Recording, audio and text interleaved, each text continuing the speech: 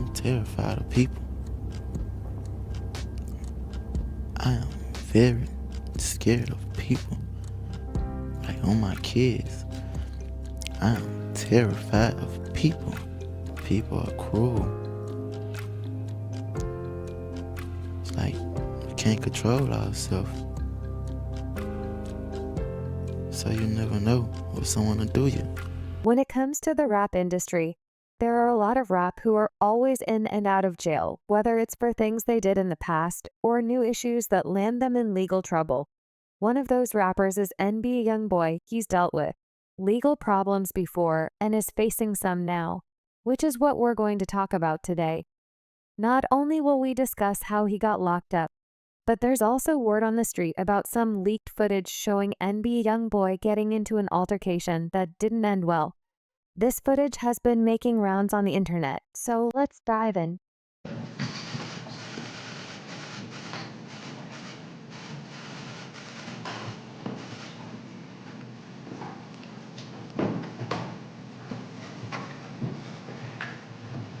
So instead of proof beyond a reasonable doubt, it's a lower burden of proof, which is there a reasonable belief that a crime was committed by you?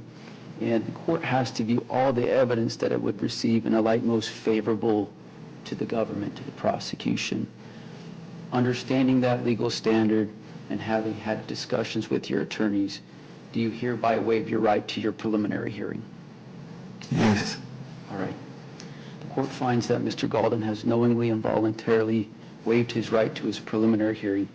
He will be bound over for trial on all the charges set forth in the information, the charging document in this case. So let's get into how NBA Youngboy got locked up in the first place and his latest legal troubles. A Baton Rouge judge ordered him into federal custody after he was arrested in Utah, accused of participating in a large-scale prescription fraud ring. Youngboy was already out on bond facing weapon charges in Baton Rouge, and his district court judge Sheldy urged that his bond be revoked at the time of his arrest. He was on house arrest in Utah and was booked into the Cache County Jail on over 60 felony counts. He was arrested 1 week ago on 63 state charges. The crew allegedly called multiple pharmacies pretending to be real doctors, using legitimate Drug Enforcement Agency identification numbers to call in fake prescriptions. While some of these prescriptions were filled, others were flagged as fraudulent. This continues to show pattern consistent with an organizational structure, an investigator wrote in the affidavit. Arrested 1 week ago on 63 state charges. During the investigation, a woman named Gwendolyn Cox contacted Cache County Dispatch asking to speak with an officer. Authorities believe this same name was used to fill some of the fraudulent prescriptions.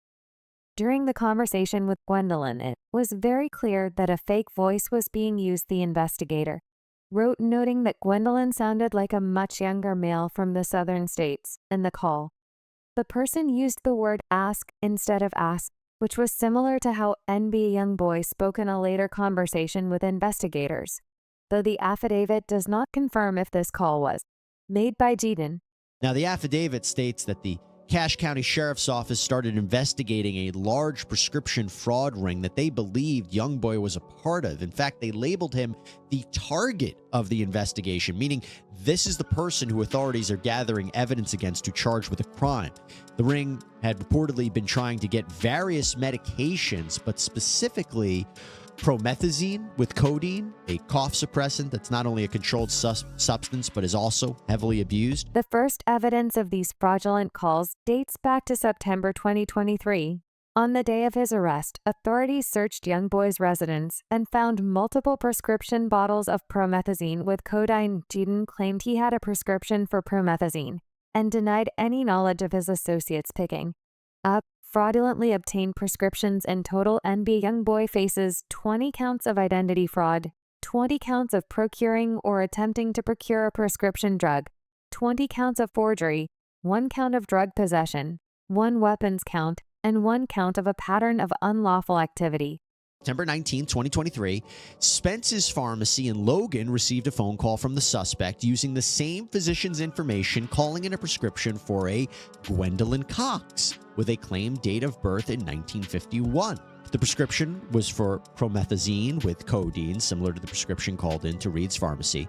About 2 weeks after the prescription had been called in, the prescription had been picked up by a female individual who will be referred to as Associate 2. The affidavit goes on to state, Associate 2 picked up the prescription for Gwendolyn and alleged that Gwendolyn was her grandmother. Later on October 9th, 2023, Spence's Pharmacy received another call from the suspect identifying as the same physician, again trying to prescribe promethazine with codeine to Gwendolyn Cox. However, the pharmacist requested that they send a hard copy of the prescription with the patient this time, and the suspect hung up the phone. And this legal trouble he's facing is nothing new to Youngboy. He's had quite a history with law enforcement. So let's take a quick look at his past. Cal Jeton, better known as NBA Youngboy, was born on October 20th, 1999 in Baton Rouge, Louisiana. When he was a toddler, Jeton broke his neck while wrestling, which required a head brace until his spine healed. This left permanent scars on his forehead that are now part of his trademark look. Youngboy, he was arraigned on these charges last week with a pretrial release hearing set for April 29th. And at the time of this recording, it's our understanding that he is in the Cache County, Utah jail without bail. But it is our understanding that a Louisiana federal judge signed off on scheduling a hearing for his bond to be revoked for the federal case. Not surprising considering this arrest and new charges would most certainly be a violation of house arrest. So that means that if the state judge grants him pretrial release, he could potentially be taken into federal custody, that there would be no more house arrest, that he would be locked up while awaiting trial. Raised mainly by his grandmother due to his father's 55-year prison sentence, Jeton dropped out of 9th grade to focus on his music career. He was soon arrested for robbery and sent to a detention center in Tula, Louisiana, where he began writing lyrics for his debut project. After his release, his grandmother passed away, and Jeton moved in with his friend and fellow Baton Rouge rapper NB33. Together, they engaged in criminal activities to fund their studio time. Youngboy started producing music with a microphone he bought from Walmart when he was 14. He released his first mixtape, Life Before Fame, in 2015. His music career began to take off after signing a deal with Atlantic Records in 2018 and releasing his debut studio album, Until Death Call My Name. His popularity soared with his tracks hitting the Billboard Top 100 and other charts. Mom used to write music. I used to go to the studio with her, me and my sister sit on the couch. Why she records songs and stuff. I think I've been on one of her shows before though, but I think I wrote my first song when I was in like 2nd, 3rd grade. After that, I carried on. Youngboy first legal trouble came in 2015 when he was arrested for robbery at just 15 years old. He began rapping while in detention, with which led to his 2015 debut mixtape, Life Before Fame.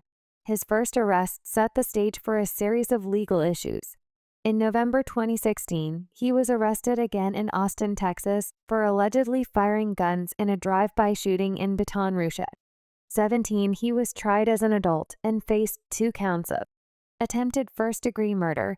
He ended up serving 9 months behind bars and 3 years of probation after pleading guilty. Despite the success of his music, Youngboy's legal troubles continued. He was arrested on a fugitive warrant for weapons possession, kidnapping, and assault after an incident involving his girlfriend Johnny Jackson in a hotel hallway. Youngboy spent a month in jail before being released on a $75,000 bond. He later faced more legal trouble when he and his then-girlfriend Can Marie Long were involved in a shooting in Miami.